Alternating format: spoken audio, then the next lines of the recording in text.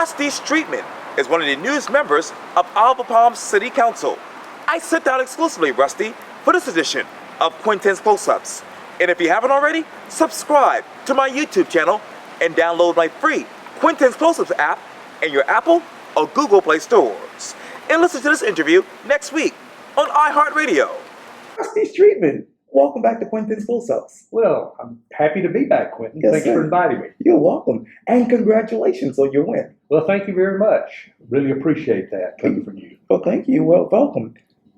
What is the biggest difference between when you obviously won the election to right now as being a council member? Well, let me bring you up to date. I mean, we were elected November the 7th Right. on council. Palms, I should say. Yeah, and we didn't get actually sworn in until January the 7th. Wow. So, we had quite a few weeks there that we were sort of council in limbo, I guess you'd say.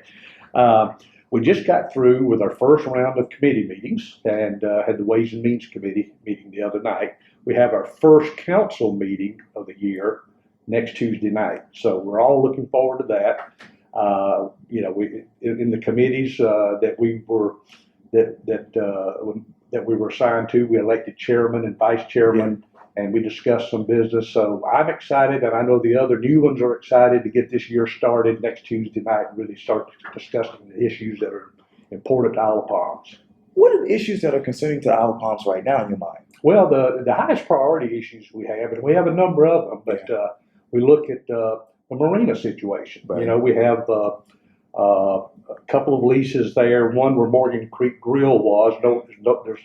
It's no longer open, so we've got to understand what we need to do in that space there, and there are some negotiations going on. And we also have another lease coming up. There's going to be some discussion on that. Right. Where we're going to start is have a Marina visioning session, I guess you would call it, for that people can participate in, and that's going to be on the 30th of this month at our recreation center. We're looking forward to a great turnout for that, to get thoughts and ideas from our citizens, residents of the island, as to what should take place down at the marina going forward.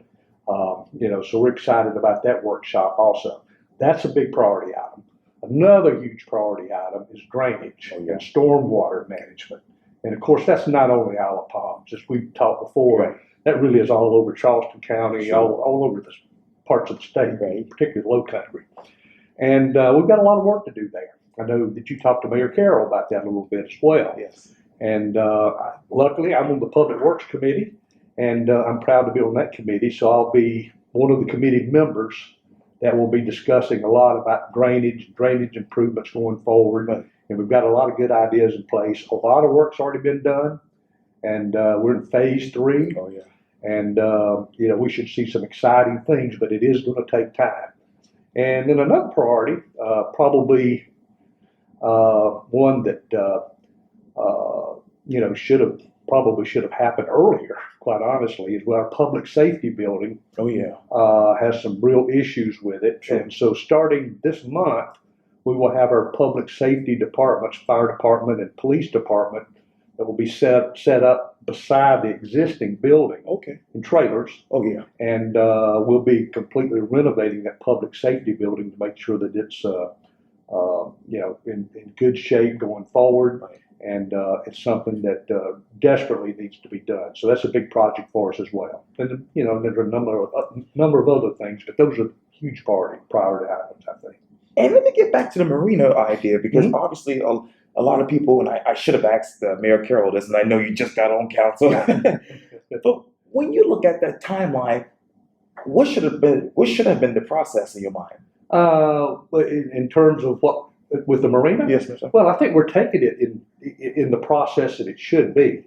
We have a marina operator that has a lease already in place, a lease until 2045. Right. That's all good there on that side.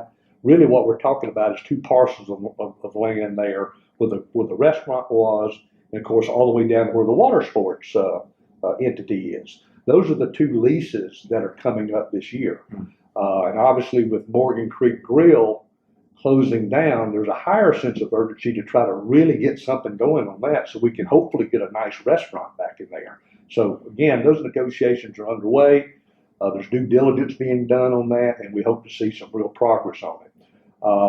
and then the Marina meeting that we're having on the 30th, we really do want a lot of citizen input on that meeting, because I think our citizens are the ones with the great ideas, and they're the ones that ought to give us the ideas, meaning council, as to what they would like to see going forward down there. Would there be more public access, for our citizens? I mean, a lot of people, including myself, would like to see a public dock, an area, where, our families could go with the kids, walk out, view the wildlife, that sort of thing.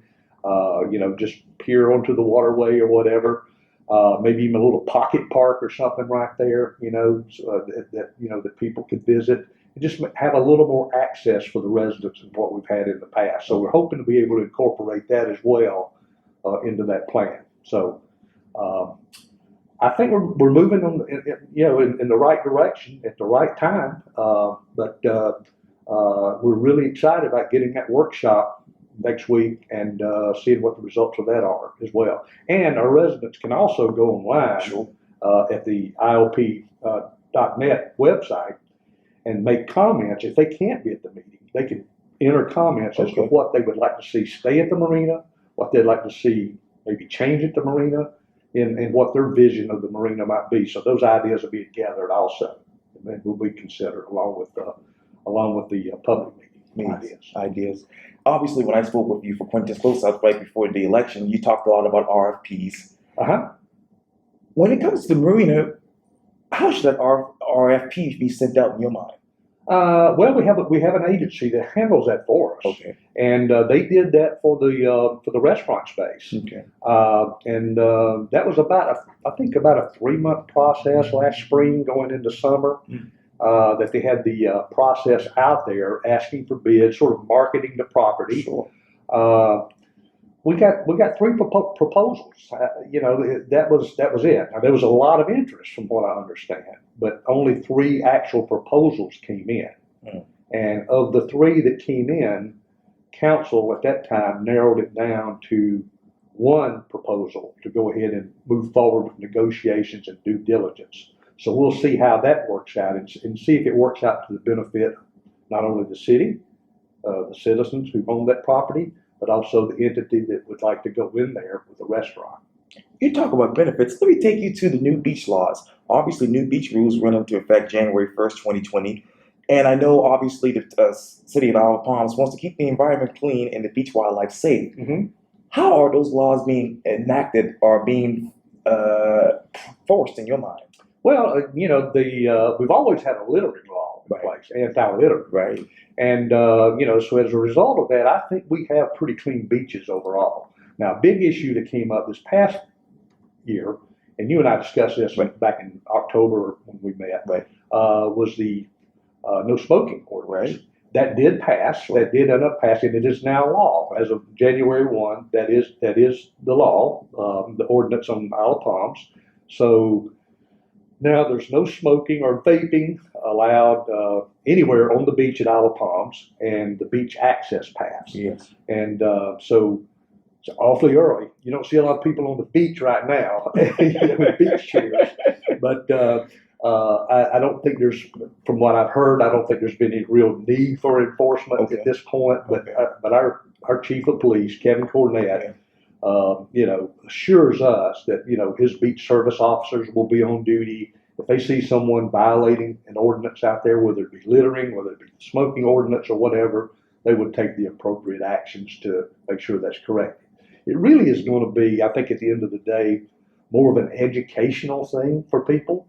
Make peer pressure, if you will, that instead of having to enforce a law, I think what we're hoping is that people that visit the beach will see, oh, there's no smoking on the beach, so they will comply with that law, that ordinance.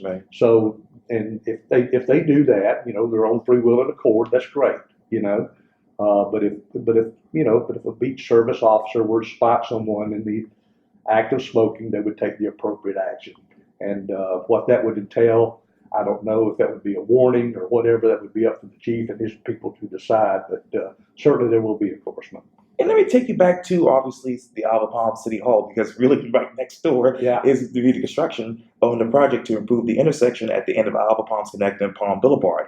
This project involves the construction of a multi-use path to connect the shoulder of the Alva Palms Connector Bridge, which is used by bicycles and pedestrians and runners, to the sidewalk and right of way on Palm Boulevard. This project will redirect pedestrian and bicycle traffic away from the vehicular traffic into Leola Hanbury Memorial Park. The project will also include improvements and beautification efforts to the park. So what are those improvements right now?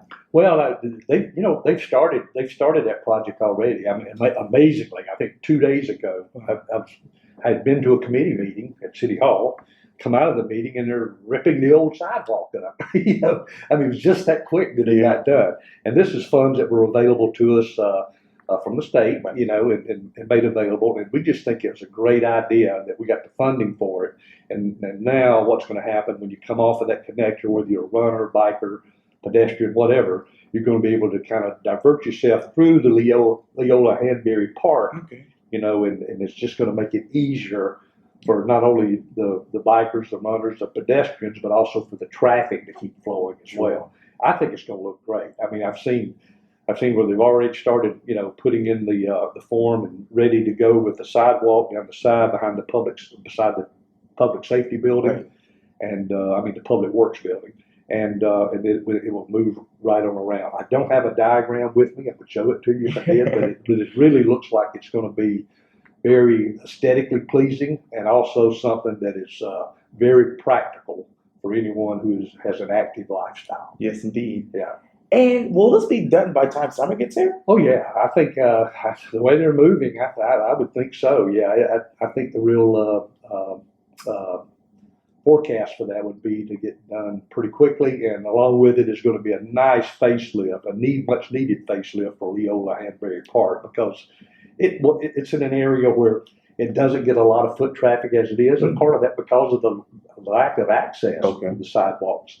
So now it's going to be a nicer spot, one that's going to be fixed up quite nicely, and people will be able to go there, sit there, and enjoy the park and look at the traffic. It's going to be a lot of it this summer. No doubt about it. There is every summer. Yeah, I can't wait for it. Yeah. Well, Rusty Streetman, thank you so much for your time. And again, welcome back to Quintin's Close-Ups. Well, thank you very much, Quintin. Good to see you again. Likewise. Yes, sir.